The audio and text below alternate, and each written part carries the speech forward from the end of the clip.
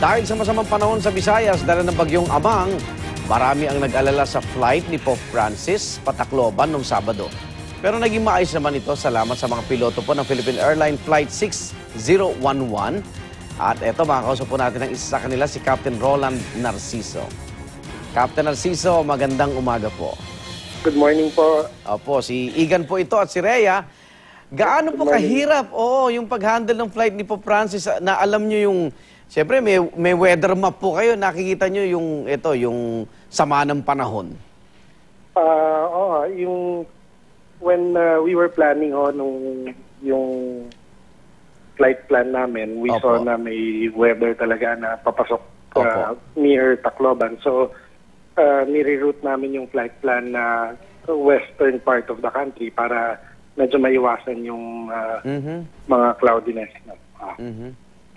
Pero nagdadalawang isip na ho ba kayo ituloy yung flight o talagang kailangan ituloy yan at all costs?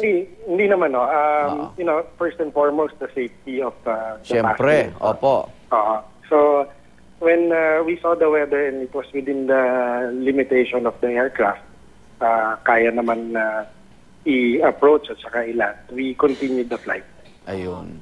Igan, Si Rhea ho, nasa Tacloban eh. Oo, kasama kami nagdadasal na maging matiwasay yung flight ni Pope that time. Captain Narciso, medyo kumakalat nga ho na kayo lang daw ang nakapagpasunod sa Santo Papa na umalis ng alauna. Hindi, nagkaroon pa ho ba ng diskusyon? Matagal na diskusyon na kailangan 1 o'clock kasi supposedly 5 pa ho siya eh. Paano ho ang nangyari nun? Paano naging diskusyon? Well, actually, it was a collective effort on our part, together with the Vatican and Malacanang, and we were updating them of the position and the intensity of the typhoon that was nearing Tacloban. So we were just informing them, we were updating them of the intensity and the position of the typhoon. Opo.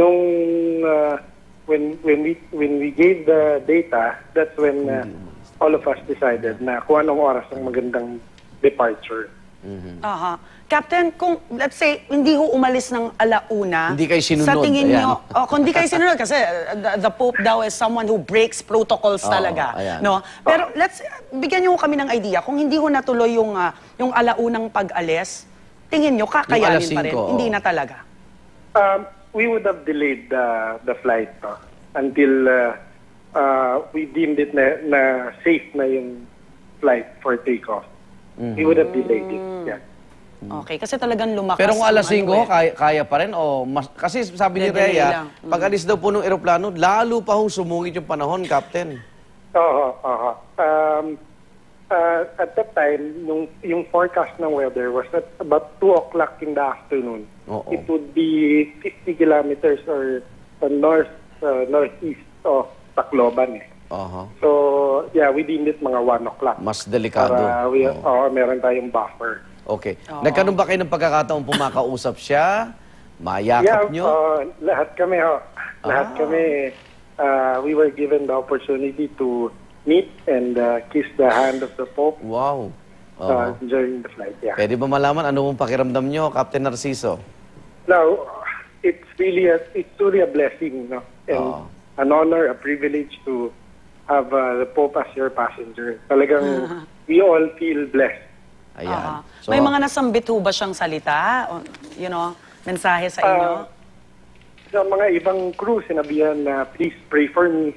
Oo nga eh. Talagang Ayan, dahil nahawakan nyo, hanapin ko po kayo dahil alam kong I'm in good hands. Maraming Captain salamat Narciso. po. Ingat po kayo. Salamat po sa... bangko yun.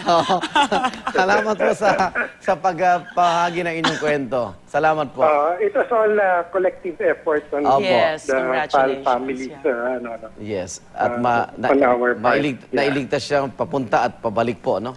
Captain Roland Narciso. Pag magpapabook tayo, po. Igan, Salamat siya po. hanapin natin. Ganun ba? Pag magpapabook ng aeroplano.